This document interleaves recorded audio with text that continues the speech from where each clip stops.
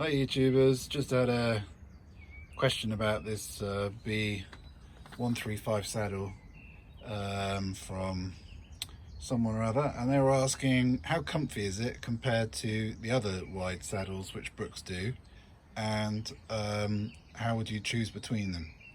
So now I've got the top one there, which we've just had a look at, the B135, and I also have two B67s in different colours, which is this one here.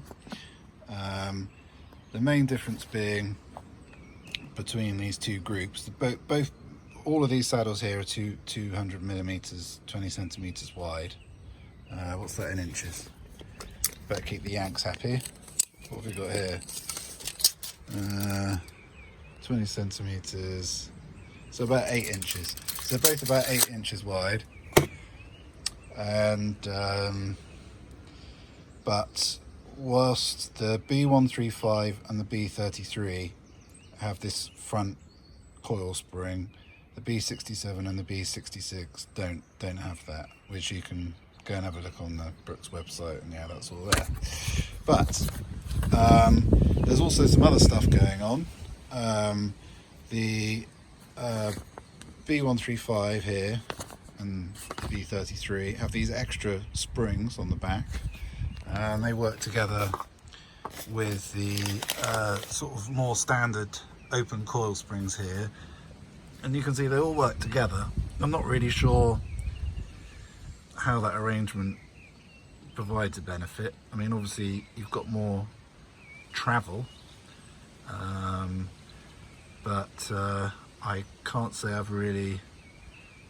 I notice a difference in terms of the comfort. This one here, the spring at the front, that provides cushioning, but again, it's not the kind of cushioning which would sort of protect your gonads. It's more sort of contributes to the comfort of your butt, because the saddle is suspended or shock absorbed at both ends. So the width, I would say, of this saddle is the main thing, main contributing factor to its comfort. The springs make for quite a plush ride, but I wouldn't, and it isn't, I suppose, more comfortable than the saddles which are only sprung at the back. But the other saddles which are sprung at the back are so comfortable, I wonder whether this is just for the extra complications, it's a step too far really. This spring at the front can be quite creaky. I find that particularly annoying, and it doesn't feel there's lateral movement in it when you're using it. So really excellent plush saddle to sit on, but I'm not really sure whether the small amount of extra comfort you get is worth the complication. So that's the B135. Now if you look down here, the chap who left the comment, he was looking at the B33. Now the main difference between the B135 and the B33 is that the B33 has 3 rails. So these things here, they're called the rails. Most saddles just have 1 rail on each side. This one has 2. Now the 2 rails are worth having, because if you're a bit heavy and you're putting a lot of weight on the saddle, because you're sitting upright on it generally, if that's why you get a nice wide saddle like this, because you've got an upright ride, and the 2 rails, they provide some extra strength. And I've got a Brooks B67 over there, which we'll have a look at in a minute. I've replaced the rails on that once because they did snap, and that was because I was using it on a mountain bike and going over some rough ground, and it broke the rail. So it's worth having 2 rails. And but one of the problems I had when I got this, I think I might have even completely overlooked the fact that it had double rails on it. I just like the look of all the springs, but when it arrived, it had a kind of old school saddle clamp on it, which I haven't got the actual one because I got rid of it, but it's the same as this one here. So it's like an old school saddle clamp, but for 2 rails, and it just wouldn't do up tight enough. So whenever you went over a bump, it would hinge backwards, and you would spend ages readjusting it whilst out and about. So that had to go.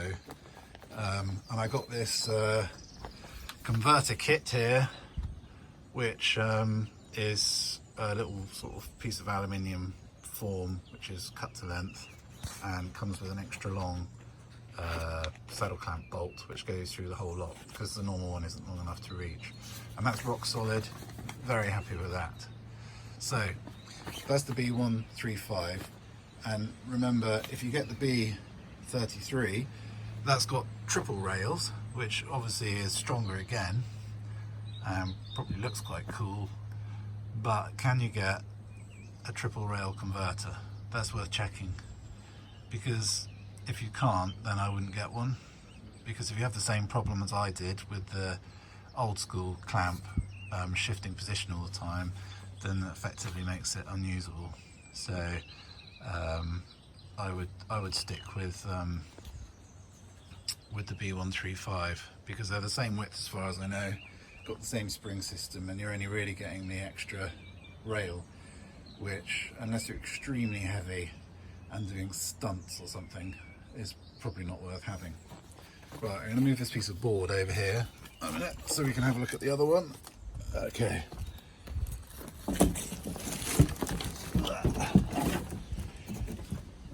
Right, here we go. So this is a B67, and this is in the tan colour they do. Now, I've got a B67 over there as well, which we'll have a look at shortly. That's a black one, as you can see. Now, the colour actually makes a difference, I think. The black leather is more supple than the tan leather. This one here has stayed very firm, like not hard, but it's stayed more rigid than the black one. So that's worth bearing in mind. This one's got the single rails and single set of springs here. You've got a tensioning bolt here which you can tension the leather with. I've used that quite a bit actually, and it comes with a little spanner in the box which you can do that with. So the main comparison here we've got is, so this is a B67. You can get a B66 which has double rails on the bottom, and actually if I was in the market for a B67 and I was quite heavy and gonna ride it a bit rough on rough ground, I would be very tempted to go for a B66. I wasn't aware that they were so similar, because that extra rail is quite good, and you can still find a double rail converter, you can put it on a micro adjust seat post and just have a good strong saddle which will hopefully last a lifetime.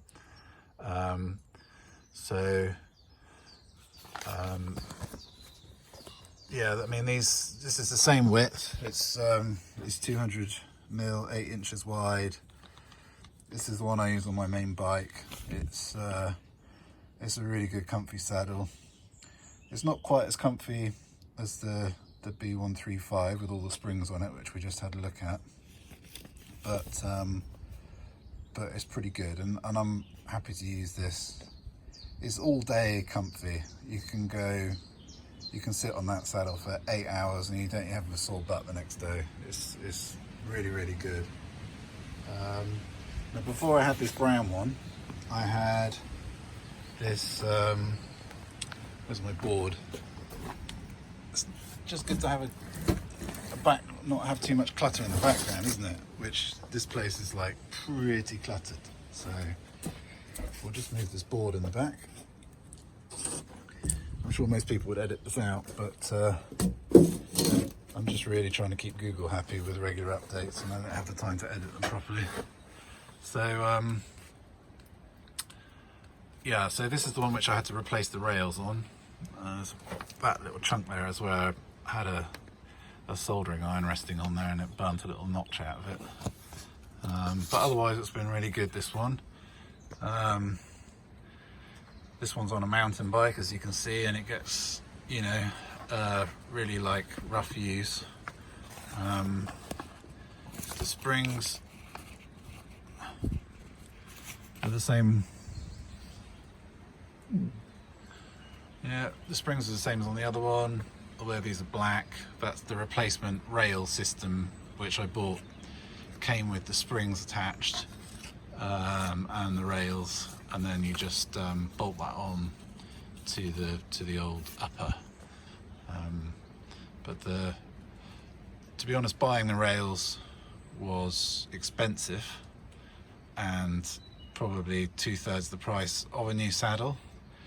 But I just didn't really want to waste the upper, so that's why I got it, which is how they get you on spare parts, isn't it?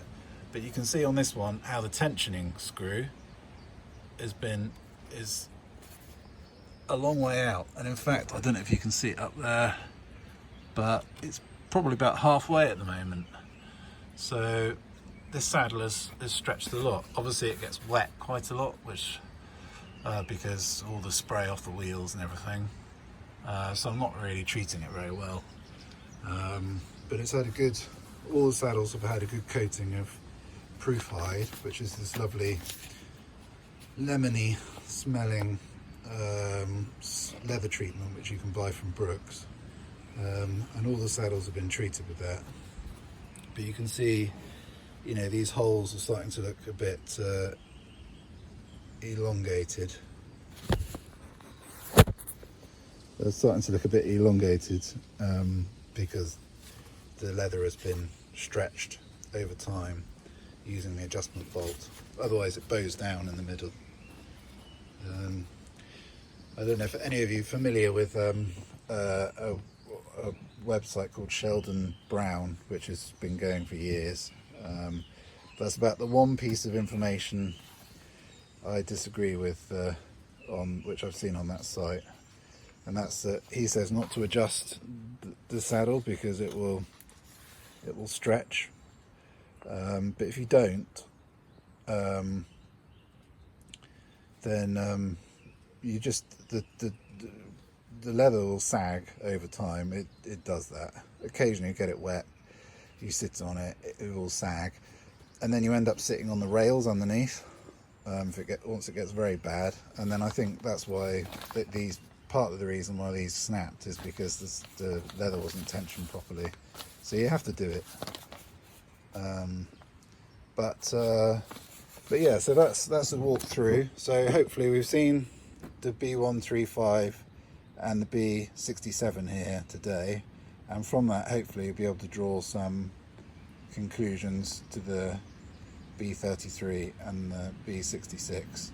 If I was to choose, I wouldn't bother with the extra complications of those top two models, and I would either go for the one of the bottom two, because they're just a bit simpler. And if you are going for one of the bottom two, if you're like heavy, up to 100 kilos now and like to go off-road, I would probably go for the B66 if you can get hold of an adapter for your micro adjust seat post, because I found that the old school clamp just didn't work for me on the double rails. So there you go. Happy tinkering, happy cycling, happy saddling, and I hope you found that useful. Cheerio from Devon, and have a nice day. Cheerio, bye.